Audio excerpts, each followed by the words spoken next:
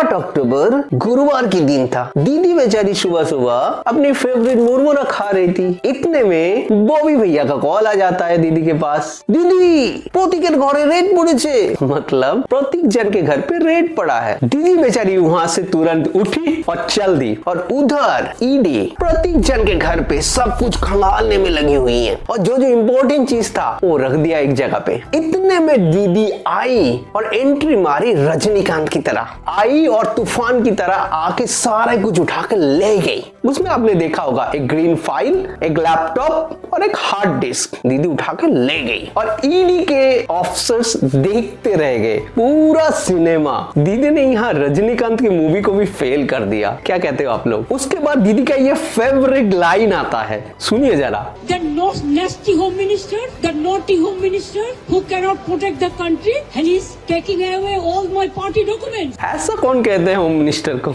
Only दीदी और कोई नहीं। अब सवाल ये है ईडी क्यों सीन लेके दीदी के पीछे पड़ गई? सॉरी दीदी नहीं, आईपैक के पीछे क्यों पड़ गई? यस आईपैक जो कि तृणमूल को हेल्प करती है इनके इलेक्शन कैंपेन में। अगर देखा जाए तो आईपैक क्या करती है, इनके जितने भी स्ट्रेटजीज हैं इलेक्शन के, इनके मीडिया आईटी सब कुछ मैनेज करते हैं और इनका जो बॉस है वो है प्रतीक जैन। द हिंदू का ये रिपोर्ट देखिए, इसके हिसाब से ईडी कह रही भैया हम सिर्फ आपके यहाँ पर रेड नहीं कर रहे हैं, हम 10 जगह पर रेड किया है, 6 कोलकाता में और 4 दिल्ली में भी किया है। और किस लिए कर रहे हैं हम लोग इसलिए कर रहे हैं क्योंकि आप लोगों का जो कंपनी है हमें लगा है कि ये लिंक्ड है, हवाला के जरिए 10 करोड़ रुपीस का ट्रांजैक्शन हुआ है। अब क्वेश्चन ये है हवाला का पैसा आया कहां से? एक स्कॉल कैम हुआ था 2020 में जो सीबीआई ने इसको रजिस्टर किया था और ये हुआ था eastern coalfield lease hold areas में, वो आसानसोल के आसपास है। और इस सिंडिकेट का जो मेन लीडर था वो था अनूप माझी। ये केस आज का नहीं है, 2020 से चला आ रहा है और इस केस में 2021 में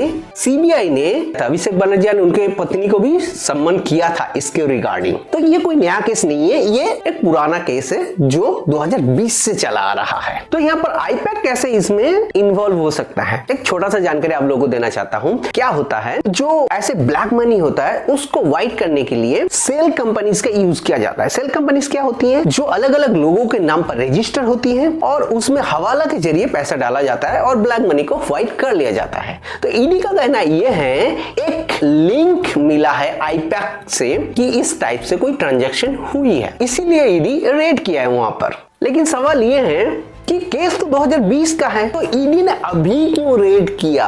इलेक्शन अप्रैल में है ना वेस्ट बंगाल में, वो जैसे किया था इन्होंने मफलर बाबू के लिए। बेचारा अरविंद केजरीवाल अपना इलेक्शन कैंपेन भी नहीं कर पाया, कहां दिल्ली का मालिक था, कहां इनको बेघर कर दिया। लेकिन आप लोग अगर कहोगे अगर ये सच हुआ तो क्या इलेक्शन में जो 500 से 1000 करोड़ रुपए खर्चा होता है वो क्या पार्टी अपने जेब से देगी?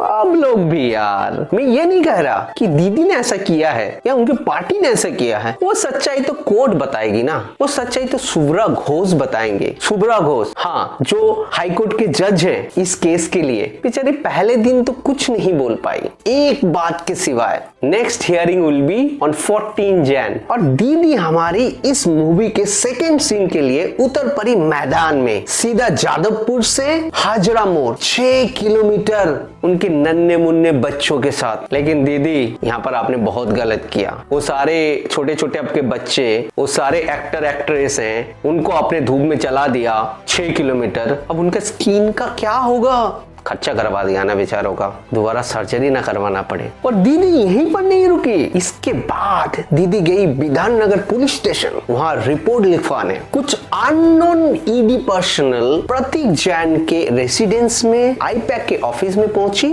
और उन्होंने डॉक्यूमेंट्स ले गए। लेकिन दीदी जितना हम लोगों ने देखा है लेके तो आप आई थी ना, और उल्टा उनके ऊपर थेफ्ट का केस लगा दिया। दीदी आपको छोड़ के ये कोई नहीं कर सकता। क्या स्ट्रेटेजी अपनाई आपने? चोरी करके डॉक्यूमेंट्स आप ले आई और एफआईआर कर दिया उनके अगेंस्ट में कि वो ले गए। वाह दीदी, मास्टर स्ट्रोक। खैर ये केस तो अभी कोलकाता हाई कोर्ट में है और इसका कई सीन अभी आना बाकी है। सारे सीन को मैं अनकवर करूंगा। जुड़े रहिए मेरे साथ, सब्सक्राइब कर ही लीजिए।